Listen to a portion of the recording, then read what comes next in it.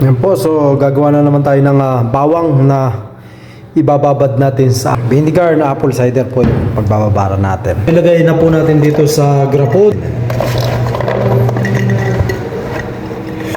Napakatindi po nito, kaya matagal ko na po itong ginagamit. Siguro nung matuklasan ko, mga 4 years ko nang ginagawa to. Naandyan ko po yan sa mga reels, matagal ko na. Ayan. So marami pa rin po nagtatanong sa atin kung paano to ginagamit. Ang kinakain po yung bawang. Pagka ibinabad nyo po 1 week, magkukulay green na po yan, and then pwede mo na siyang gamitin. So paano naman yung pagkonsumo nito? Ito po ay ikukonsumo natin ng kada kain po ay 5 to pieces na piraso.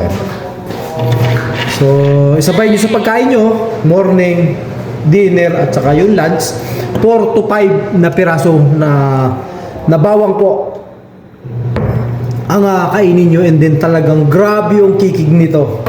Sobra yung performance ninyo. So napakaganda po, walang epekto sa ating katawan, hindi katulad ng mga alternative na katulad ng Robos, kung ano-ano pa. Ito po ay napakasulit, napakaganda.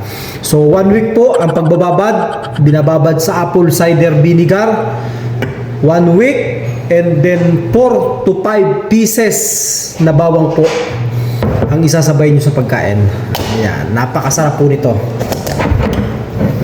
Bawang na binabad sa apple cider, grabe yung kikig po nito talagang sa madaling araw, grabe, magigising ka talaga.